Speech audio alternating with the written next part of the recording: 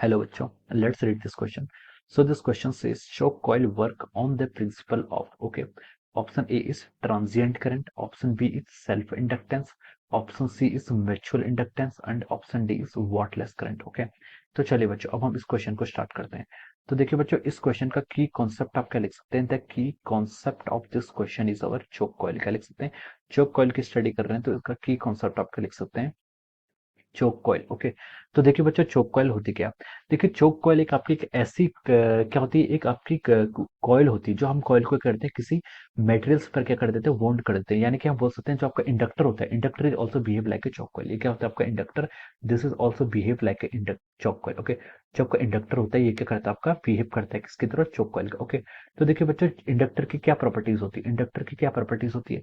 Inductor की properties होती है जब आप इससे क्या करते हैं, करंट फ्लो करती है. जब इससे क्या होती है, आपकी कोई करंट फ्लो करती है और करंट का मैग्नीट्यूड क्या होता है, इंक्रीज होता है या फिर डिक्रीज होता है. ओके, अगर इस इंडक्टर से आप कांस्टेंट करंट यानी कि डीसी करंट पास कराएंगे. ओके, अगर इंडक्टर से आपकी डीसी करंट पास कराएंगे तो ये कोई भी अपोजिशन ऑफर नहीं करेगी. ओके, लिख सकते हैं क्या? No resistance. डीसी करंट के लिए आपका कोई रेजिस्टेंस, ओके, डीसी करंट के लिए आपका किसी भी तरीके का कोई रेजिस्टेंस ऑफर्ड नहीं करेगी. ओके, लेकिन अगर यहाँ पर करंट क्या होने लग गया, करंट आपका वेरी करने लग गया, अगर एसी करंट हो जाएगा तो फिर इंडक्टर क्या करता है, इंडक्टर क्या करता है, अगर आपका करंट वेरी करता है तो ये उस करंट वेरी को अपोज करता है. ओके, जब इससे आपका देखिए करंट इंक्रीज करेगा, कांस्टेंट करंट फ्लो कर रहा है कितने भी मैग्नीट्यूड का, उससे कोई फर्क नहीं पड़ता. Okay, it will offer no resistance to the DC current. Okay, लेकिन अगर आपका करंट का मैग्नीट्यूड इंक्रीज या डिक्रीज करने लग जाएगा तो देखिए उससे क्या होगा, आपका मैग्नेटिक फ्लक्स जनरेट होगा.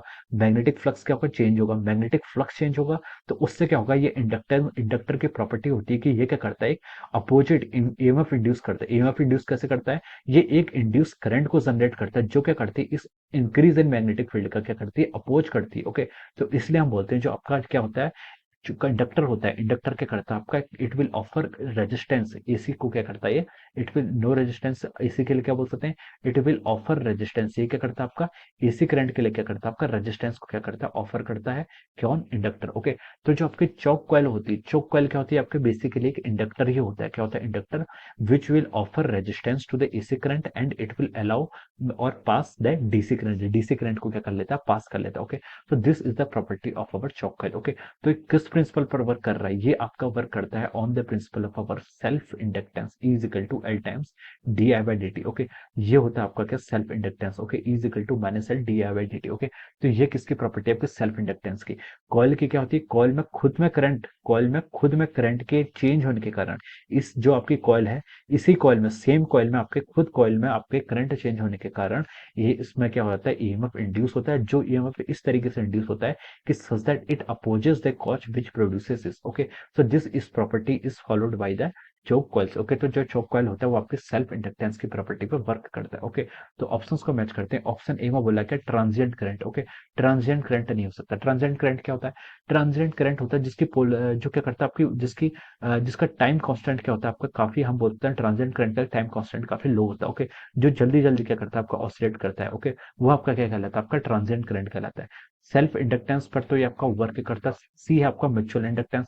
म्यूचुअल इंडक्टेंस होता है कि आपका फ्लक्स चेंज होने के कारण किसी दूसरी कॉइल में क्या होता है, आपका ईएमएफ इंड्यूस होता है, तो वो म्यूचुअल इंडक्टेंस है, ये भी वर्क नहीं करनी होगा. वॉटलेस करंट होता है जब आपके सर्किट में आपका ये करंट क्या करता है, किसी भी प्रकार की पावर को डिसिपेट नहीं करता. ओके, तो ये ऑप्शन भी रॉन्ग हो जाएगा, तो इसका राइट ऑप्शन क्या हो जाएगा, आपका option B. Okay, so we can say that the right answer of this question is our option B. Okay, option B is the correct answer of this question. Okay, so I hope you all understood this concept. All the best and thank you so much.